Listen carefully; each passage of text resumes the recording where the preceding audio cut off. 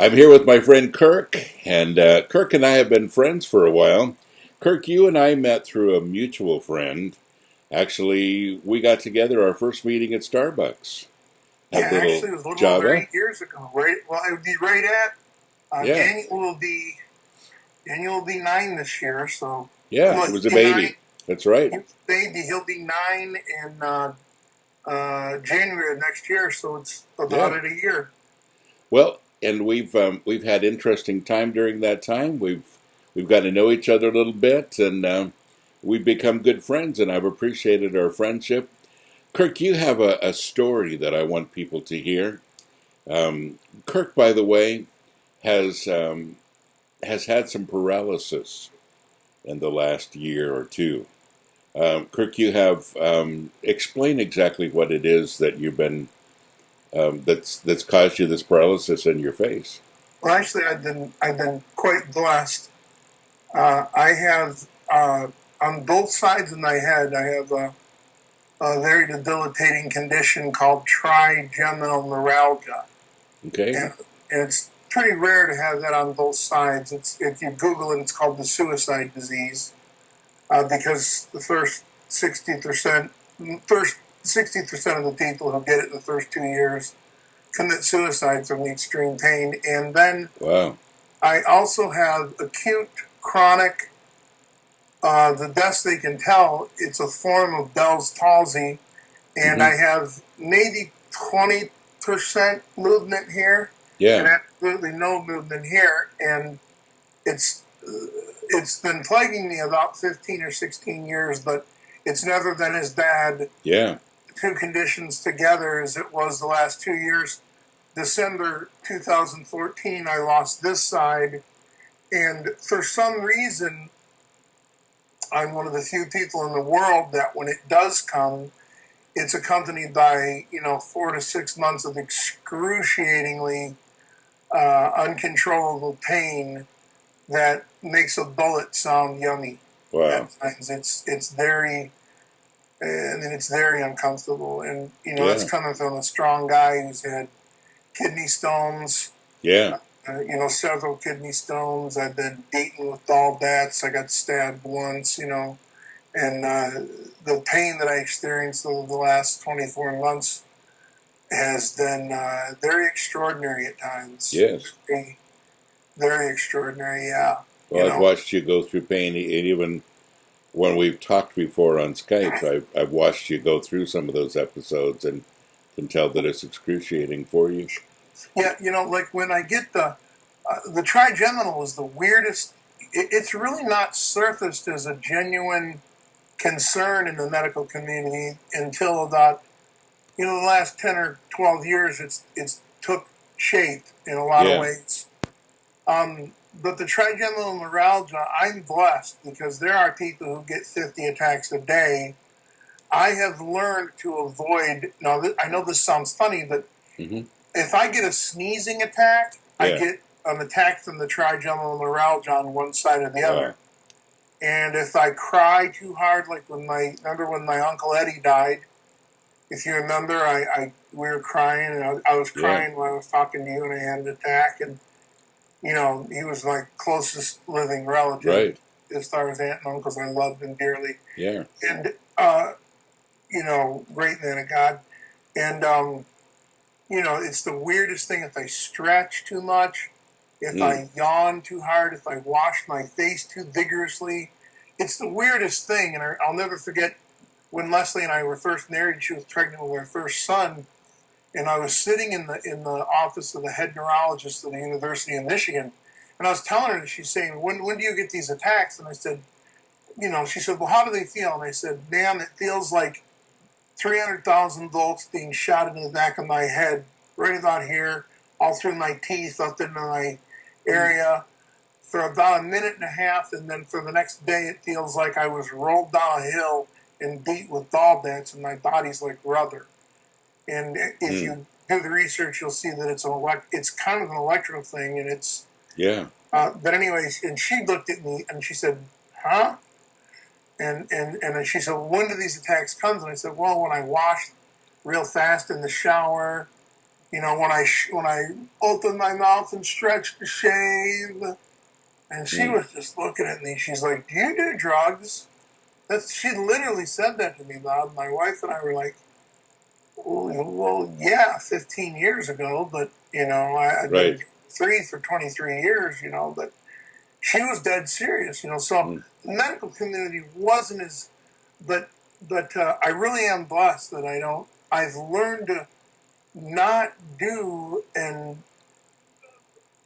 some things that actually cause the trigeminal attacks. But as far as I can tell, the acute chronic paralysis and pain always seems to be, you know, during flu season, when the flu season is at its height. And I had some conversations with a guy who was involved in a study group at Johns Hopkins, and they're starting to think that the same type of virus that does this is attached to the flu virus. Wow. You know, so, but normally people get this type of paralysis for 10 days and it goes away. I had it for 16 years and never really fully gained, you know, the use of my face. But it's been more debilitating now than it was when you and I first met. I remember you came to Starbucks in a bus.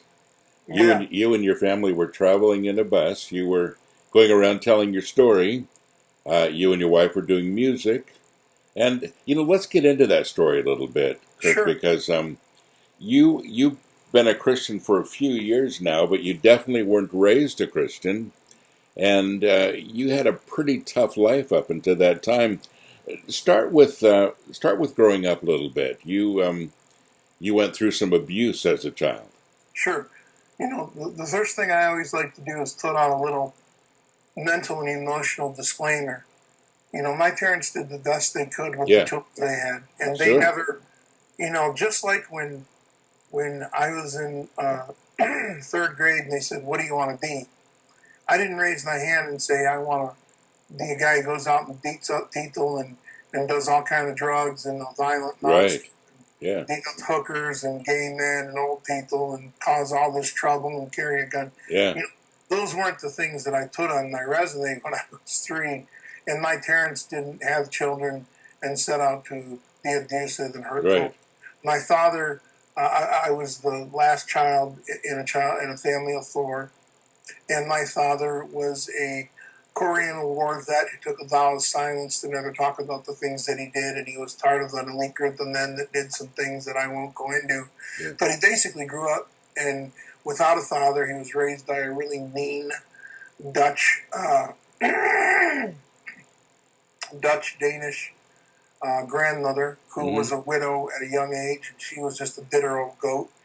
And he did a lot of really tough living himself. He started setting pins at the Detroit bowling alley when he was 9 years old because his grandma was charging him rent.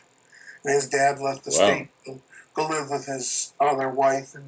And basically, by the time I came along, he was pretty worn out, as far as I could tell. And when I was just a little boy, he used to batter me pretty hard, and mentally, emotionally, physically, he abused me really bad. He used to beat me quite snotless and say things, you know, the common things: I hate you, wish you were never born, you make me sick to your stomach, you have nothing. You know, really just pointless, senseless moments of rage. And a couple times I seen him go off on my mom. And then there was times when he would beat my brother up for smoking, and then he would go upstairs and light a cigarette. So there was a lot of confusion. And then we'd go to church, and I'd hear, well, God loves you, Jesus loves you. And then my dad would kick the crap out of me, and I'd say, well, we thank you because we love you. We hate you because we love you. And I understand that concept, you know, of stare the rod, spoil the child. And, you know, they did the best they could. They took me to the church. And but you kind of grew up hating the church then, really. And I mean, I would sit in the choir and I would talk, and the choir leader would pull my ear on, drag me out of the sanctuary by my ear and my robe, and mock me, and you know, just weird, weird religious stuff. But I grew up pretty angry, and by the time I was 13, I had gotten into psychedelics, and I was smoking pot and smoking cigarettes and sexually active. And one of the things that really set me back is when I was 7, some older boys in the neighborhood held me down and sodomized me several times, and then another group of boys led me into a basement with a bunch of chocolate and took advantage of me there as well several times. And so I grew up, and one of the boys was a member of another church that I knew he went to church. And, so there was a lot of confusion, a lot of frustration, and needless to say, I got thrown out of a couple of elementary schools, and by the time I was 12, 13 years old, I was going to, they knew something was wrong. They couldn't put their finger on it, but I was getting in a lot of trouble, a lot of fights. One kid hit me in the face with a ball bat, busted my lip open, and I went in the middle of the night and lit his doghouse on fire in his backyard with a gallon of gas, knowing that his dog was chained to the doghouse and inside.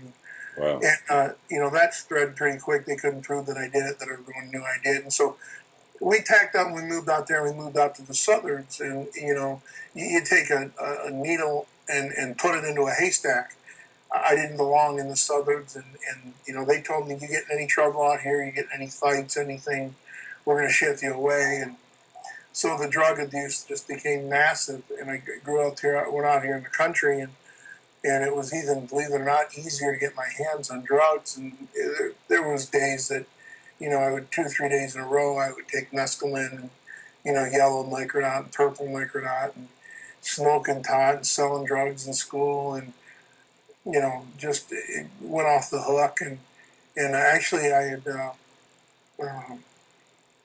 been really, had a really hard time in school. It was really difficult for me. And it wasn't a happy time. It was really rough. And one thing that was consistent, though, is I started playing guitar when I was really young, and fortunately I got real good, and I became really talented. My brother raised me on good stuff, Robin Trower, Jeff Beck, the Mahadishnu Orchestra, John McLaughlin. All the good stuff. One of the first shows I ever seen was Al Di Meola, John McLaughlin, and Taco de Lucia. Awesome. Which are, some of the best, everybody talks about all these guitarists that can, Al Meola was doing that in 1975, thank you. Right, yeah. 1975, Elegant Gypsy came out, and they knocked him, because you're playing too fast. So, I got into that stuff, and really the guitar was the only sanctuary I had. And then I really, really clung to Ozzy Osbourne, because he was just a nut. He was just a nut fresh off the farm when Blizzard of Oz came out, and that was my thing, and Randy Rhoads was God to me. And so I got knee-deep into the music, hated school, it got darker and darker, and I got into some trouble. Actually joined the military after about 6 weeks and got thrown out because I was considered to be unfit for military due to mental disabilities, and I was given an honorable discharge under general conditions because I was fighting all the time, and I was picking fights with everybody, and I'm not going to get into that, but they let me go, and for good reason. I threatened to kill a guy. I told him to get on the rifle range and let it shoot you, and that was just the wrong thing to say. But I was so goofed out that I was very violent and very angry, hated the world. Came home and then instantly got into big trouble. I was only 18. I'd gotten a sit-through letter and joined, and right before I turned 18, and of course lasted 6 weeks, came home and got in some trouble and actually had to leave the state. The police were looking for me. Ended up running off to Virginia Beach with a couple of guys that I was doing a lot of really negative activities with. And then my vehicle got stolen. I ended up being homeless for about 9 months down there, and I did whatever I had to do to survive. And I mean, whatever I had to do. Right. And it wasn't pretty. Anything from, stealing to rolling gay men and rolling old men and stealing and eating out of the dumpster at McDonald's when they threw stuff out. And, I met these guys from New York who were in a band called Rude Awakening, and at least they said that was their name. They ended up going up there, and with them after a period of time, and got really heavily into cocaine. God, it was such a bath, and the band never went anywhere, at least while I was in it. And the coke just became a bath, and then I started getting involved in some things with some questionable characters, running from Miami back up to New York and Miami to New York. And I got in trouble to the point where my life was in danger. And by the time this had happened, I was about 22, and uh, you know, uh, ended up leaving, and I had hair down the middle of my back. I was 190 pounds, 200 pounds, solid muscle. 5'11", meaner snot, just stacks of muscle on my body, and I did something that made some people they were in my life basically. So I left and never looked back, and came home, cut my hair, and went to work at a grocery store stacking shelves, looking over my shoulder every 35 seconds, and I ended up joining a local heavy metal band shortly after that called Frigid Ditch. And we became one of the biggest bands in Michigan in the metal underground, and we really made a great name for ourselves. And I became, by the time the band was in its prime, um, I think I'd lost count of the women, about 600, 700. And I was just sexually, I can't even put a word on what I was. I don't think there's, it's like when Dahmer was doing his thing, they didn't have a word for it, and that's how I was sexually. And I'm telling you, it was, eight blind Kirk went crazy. It didn't matter. I just, it was my understanding of love, and I was very, very abusive. Many, many prostitutes were abused, and because of me, and a lot of girls. I hurt a lot of people. The number of people that I hurt far exceeded the number of people that hurt me. I became such an abuser, and I destroyed lives, and young girls, teenage girls coming over to the studio and selling drugs to kids, and it just got bad. There was days that I would trip for a week on acid and wake up in a muddy field somewheres, and me and this other guy, my buddy Eddie, and we'd go out and fight, and we'd, next thing you know, we'd wake up and, cops were here looking for you. Oh no, what did we do? And the band began to excel, and I began to get darker and darker and more twisted and more hateful and more ugly, and I started to notice the music began to take this twist. And it really wasn't about sitting in the basement playing our guts out anymore for me. I was carrying a loaded gun just about everywhere I went.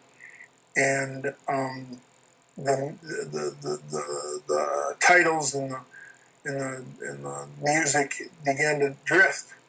And it began to become about stealing souls from God and hating people and pride and anger and frustration and I'm going to crush you if you don't get out of my way. And I'd hung out with the guys in Pantera several times, and had got to make friends with a lot of folks in the music industry, and we really, we were far from sucking. We were really good. The drummer we had was one of the best in the country at the time, in my opinion, at the time. He was just phenomenal, and him and I would click, and we would sit down, and it would happen. We wrote some really great music, and eventually we got a little bus, and we turned it into a little tour bus and painted it and put all kinds of bunks and toilet and all that stuff in it. And we took off and went down the East Coast and started making a name for ourselves. And I remember one of the songs on our little demo thing, talked about stealing souls from God and being prideful, and it just began to, it kept going and going deeper and darker and darker and deeper. And I guess one of the real pivotal moments was, at this time I was down whenever I could. I was sticking needles in my arm, and you know, and using heroin and starting to really enjoy the taste of that, and you know, freebasing and you know, doing the up and down thing and smoking tons and tons of pot and a couple packs of cigarettes a day and we ended up in Florida and our bus broke down and had a a couple of really great things happen to us. A guy who was we had hooked up with some endorsements and some major products and things began to really happen and uh, when it seemed like we were right on the pivotal point. I mean, people were really loving us, taking notice of us all over the country. A couple of the guys just upped and we even had some interest in some labels, and a couple of the guys just ended up and said, "Man, you're just too crazy. We're out." They took off, and so I went on this field and I fell to the ground. I clawed the earth and I pounded it and I said, "Jesus, I hate you.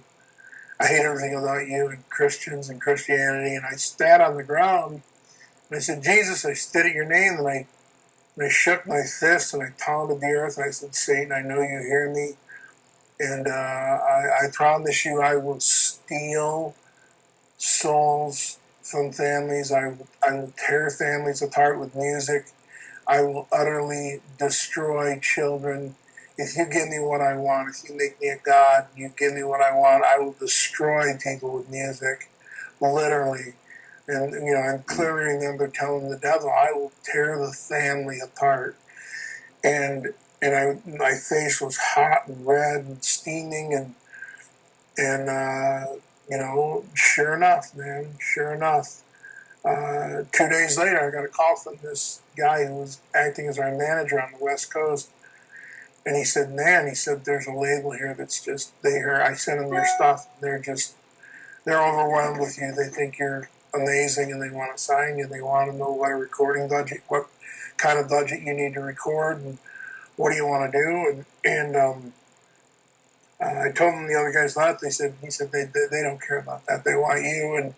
And so I hooked up with a drummer from one of the most prominent death metal bands in the industry. I'm not going to mention his name, and all of a sudden, Bob, I started writing this music that was dark and it was twisted and I went and tattooed on my back "Believe in yourself" in Old English lettering.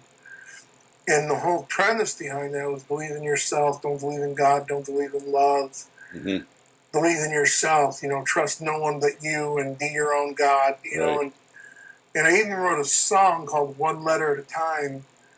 And I decided, I was hanging out with a guy named J.C. Dwyer from a band called Rate 8, which was one of the biggest Florida metal bands, and they were being looked at by some labels. And we had become good friends and smoked a lot of dope together. And he said, "Look, I got a name." He said, "Just change the name, drop the frigid bitch thing, frigid bitch." And he said, "Call the band call the band Hate Plow." And I said, "I'll take it. I'll take the name." Called the label, said, "I'm going to call the band." Well, the guy who was our manager said, "I'm going to change the name of the band to Hate Plow. And the first album is going to be called The Lies of Christ." And I started writing stuff down that was it was dark, man. It was twisted, drop tuned, and I got hooked up with this death metal drummer. And it was like Pantera, Slayer, Dark Angel, and Jethro Tull all rolled into one with a little bit of Alice in Chains. It was wild. I And guess. I remember it, and it was heavy, and it would have sold at the time. It would have went boom. And it was, and I literally in this one song, "One Letter at a Time," I told God, I said, "You're afraid of me. You're terrified of me. I'm the one thing in life that you fear on this earth." I said, because I'm going to tear children from the wombs of their mother. I'm going to destroy. I mean, I just went on like some raving mad lunatic, which I was, and things just began to fall. I mean, they just started falling together, like boom. And it wasn't long. I was sitting in a little cafe, I'm going to say. It was at a public, popular restaurant at the time, but I'll leave that out. I'm sitting in this cafe, and this old man walked in. He sits down across from me out of all the places he could have sat. He sat across from me, and I was pretty scary looking then, and I said, "What's up, Pop?" And he looked at me and he said, "What's up, Pop?" And I said, "What's happening, Dad?" And he looked at me and said, "What's happening, Dad?" And I jumped across the table and just started cursing at him and calling him everything filthy I could think of. And, wasn't long, he looked at me and he said, "Jesus sent me here to tell you that he loves you." And, my first reaction was to pull his eyes out of his head. And literally, that's what I thought. I'm going to pull this guy's eyes out of his head. And he said, "And he wants you to know that he wasn't responsible for Jimmy, Johnny, and Billy." He used their names. That was not their names. I'm not going to repeat their names. Right. But he named them three boys by name, molesting you when you were and hurting you, the little boy. And then he said, "Your father really does love you. He desperately loves you, but he just doesn't know how to do anything other than what he did. He did what he thought was right." Mm. And after some small talk, he said to me, "God is waiting for you to turn your face towards home." And he got up and he walked out, and that was it. He just disappeared in the thin air. I chased after him after a few minutes and couldn't find him, and never talked about that. Never talked about that to anyone. And it was about 2 weeks later, 3 weeks later. I mean, we were literally moments away. I flew up to Michigan, and I wanted to record up in Mark Farner's old recording studio from Grand Funk Railroad. Mm-hmm. Yeah. He had a studio out in the middle of the woods, and it belonged to another guy. But this guy at the Michigan grew the best tot in the world. I wanted to be around the tot while I recorded the album. And so I came up here. They flew me up here. The album label flew me up here. And we met with this producer and this recording engineer, and we hashed everything out. Went back to Florida, and I went and I was hanging out with that guy from the death metal band and over in the Tampa area, and spending a lot of time in Ybor City. And I was spending a lot of time with these two bisexual dancers who danced at a local club that were just stunningly gorgeous. And but you're also talking about Ybor City, which at that point was probably one of the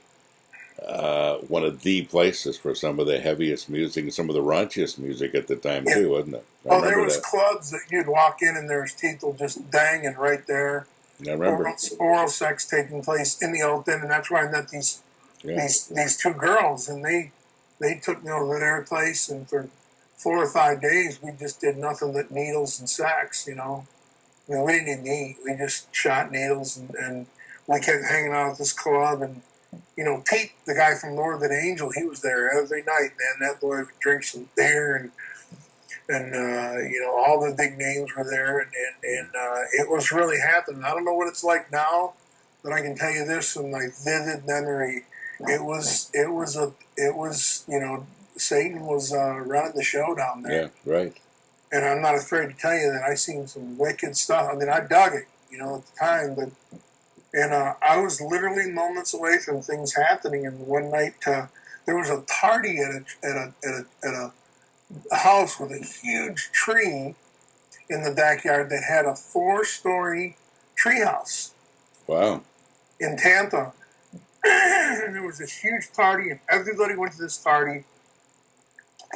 And I didn't go. And it was the second time we were invited to that place. And I was sound asleep June 17th, 1993, on the back of that little homemade bus of ours. And the Spirit of God came on the bus that night and shook the bus and woke me up. And I lit a cigarette, and I looked up and saw my nieces and nephews in the top of my bunk, and I sat up and I was smoking a cigarette, and the Spirit of God just showed up, and I can't explain to you what it felt like or looked like. It just, I knew it was the Lord, and there was this presence in the bus, and I just, and I looked over, and there was this shrouded, clouded image of what looked to be a man, but at the same time I could see right through, and he wasn't there.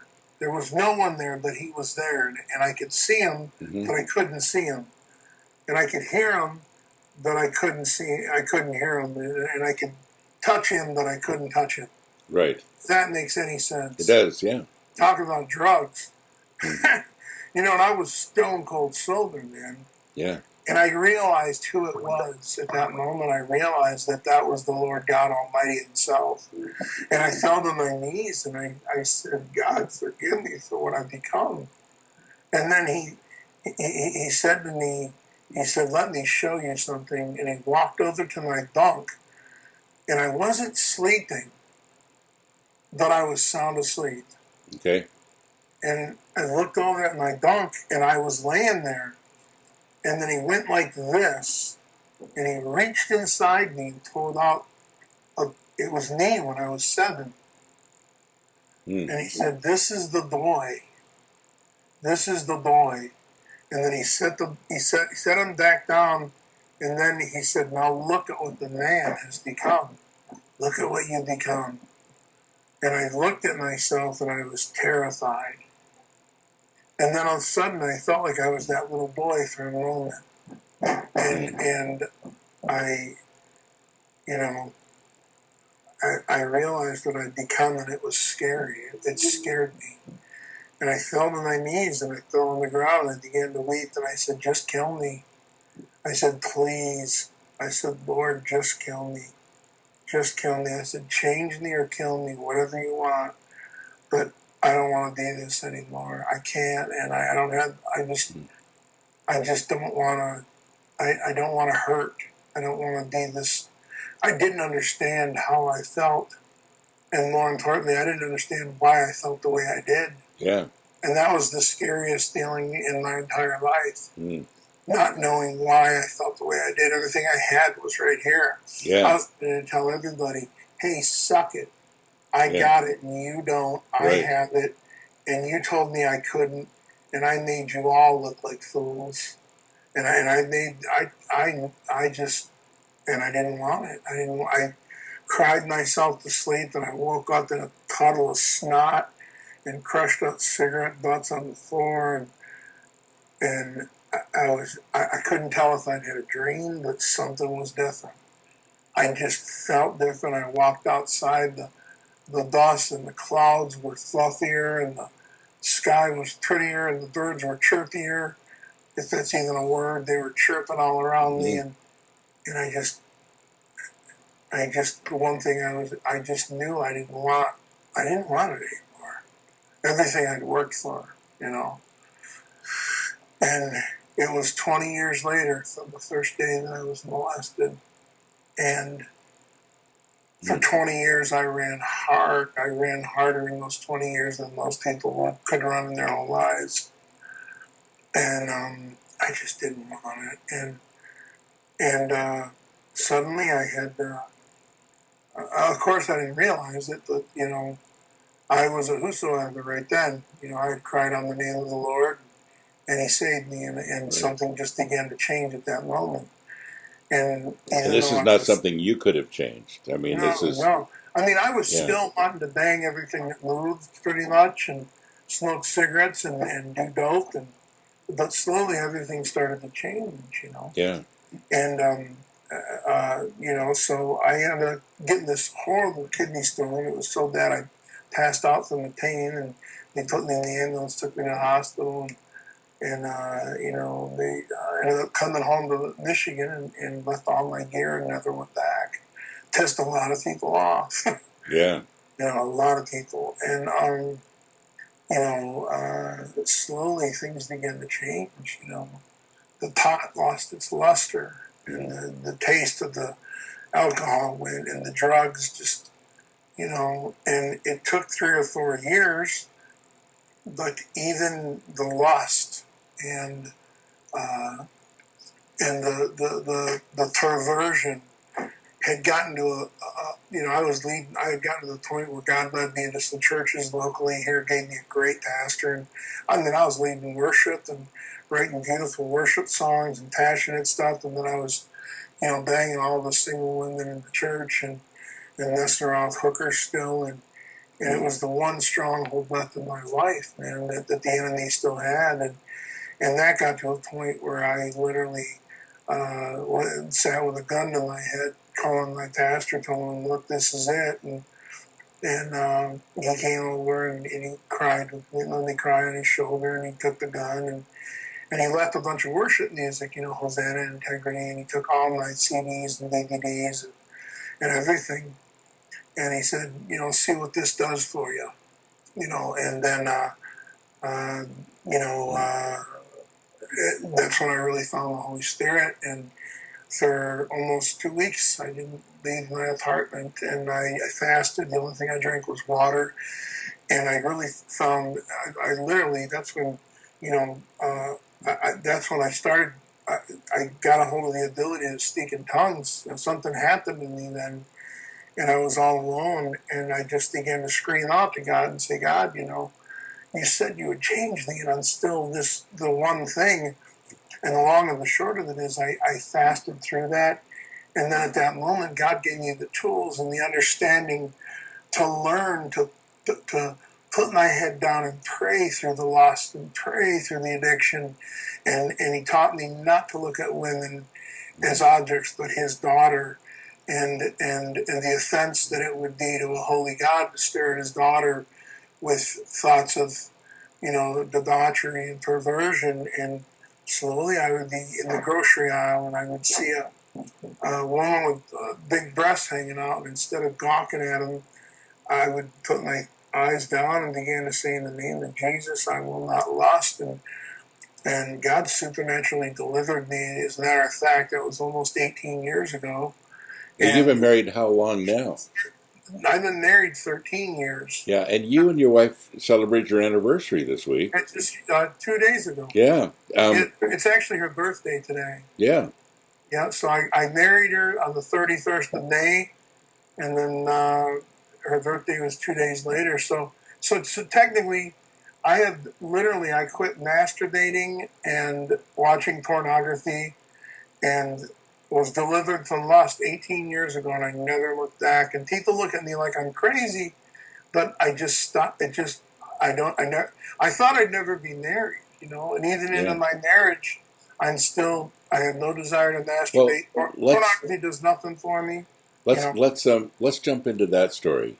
We have just a couple of minutes left here. Let's talk about meeting your wife, because that's, from what you were to what you were becoming was a pretty huge step.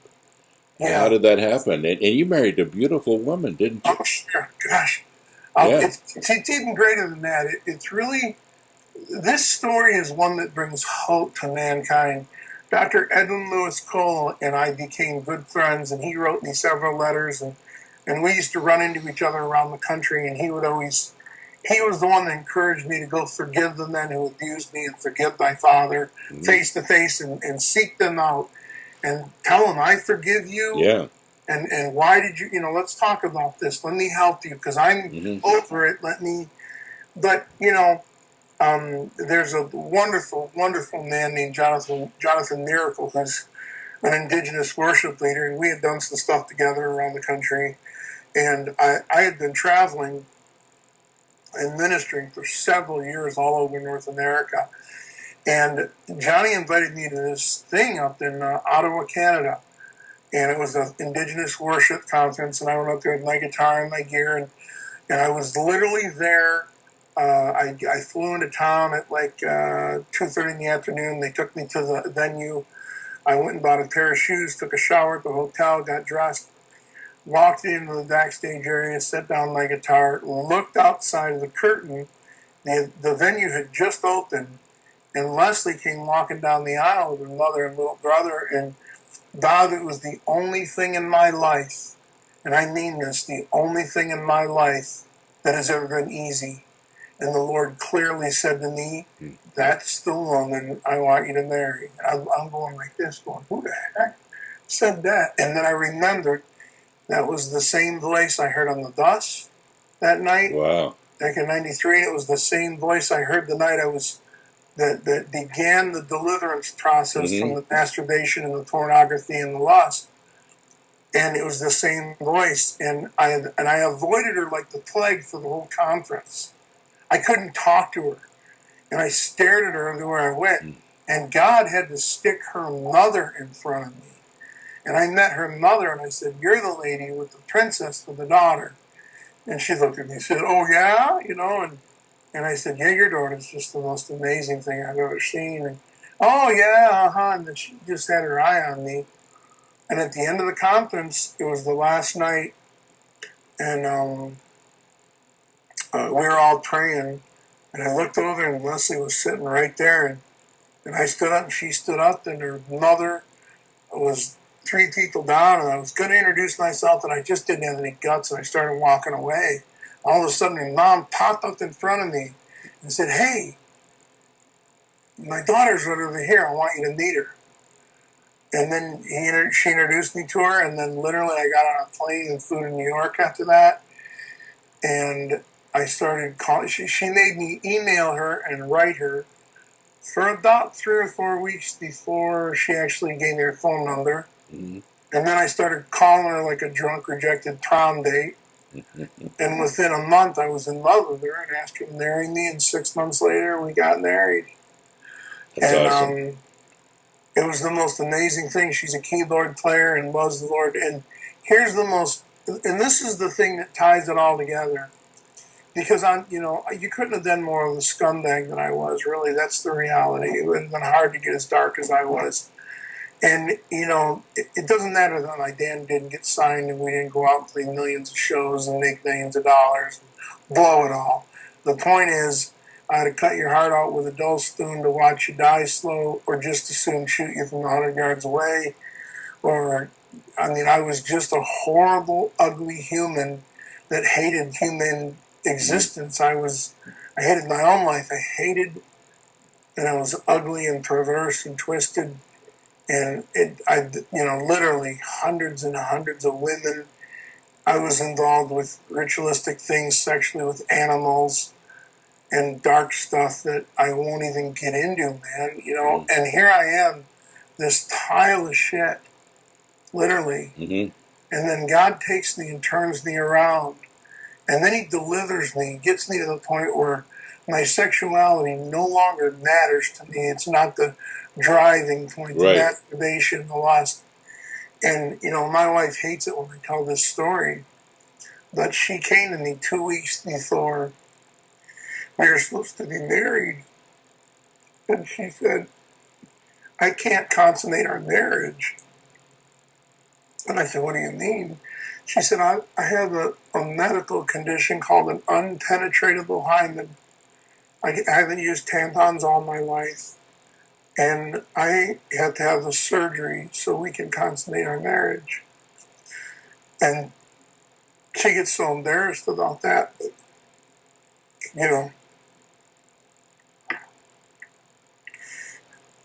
sometimes the Holy God reaches down so far. Yeah. And does something so amazing that you can't do anything but change and grow and learn and want to know more about him. I mean, how did I ever deserve that? Yeah. How did I ever? But he wanted to prove to me that he gave me the purest of pures and the most. She's got the most beautiful heart, and my children are just beautiful, beautiful boys. Yeah, they are. And through all of this horrible thing, we're so financially devastated. We ended up having to sell our bus just to survive, and we haven't traveled in 6 years, and and God just draws us closer, and I hate to get messed up, but it's hard to tell that story and not be crushed, That's incredible, and only God, I mean, only God. There's just, and people say, "Well, how do you know?" Yeah. Come on, man. Yeah. What are the chances? Yeah. How could you not know, right? What are the chances of something like that happening to someone like me? Absolutely. Well, folks, this is an incredible story, and I hope that it's touched your heart as it has mine. Um, I love Kirk very much. He and I have been good friends for a few years now, and we've shared a lot of stories together. And one thing I want to share with you out there that are listening is, and Kirk and I haven't talked about this, but he really has been devastated with this illness, with the load that he's carrying, and he's lost pretty much everything at this point. And many times doesn't know where the food is going to come from for his family. And I just want to encourage you that if God puts it on your heart today to be involved in Kirk's ministry, be involved with his family, if he's blessed you, let me know, and I'll tell you how to get some finances to him, and I'd be glad to be the intermediator for that as well. But this is a man that loves the Lord, and he's not finished yet. God still has some things for him to do. Yeah, and I'm trying to start my online business back up, and trying to, I really want to get financially set, and then eventually we need to be back on the road, Yeah, absolutely. And I believe that God has that for you. Well, Kurt, thank you so much for spending this time with everyone. And your story is incredible, but the best part about it is that it's true, that we serve a risen God who is alive and active and ready to change, well, people like you and me, Kurt. Yeah. And he's still changing people today. And folks, if you're one of those today, like Kirk, that you feel like you've done so many things and you're at the place where you feel like God can't possibly use or change you because you've been so horrible and you've done so many things that are offensive to God and to everyone around you, I hope you have some hope today that if God can deal with Kirk, if he can change his heart and bring him to this place, he can do anything. Kirk, thank you so much, my friend. God bless you. Love you. God bless you. Thanks.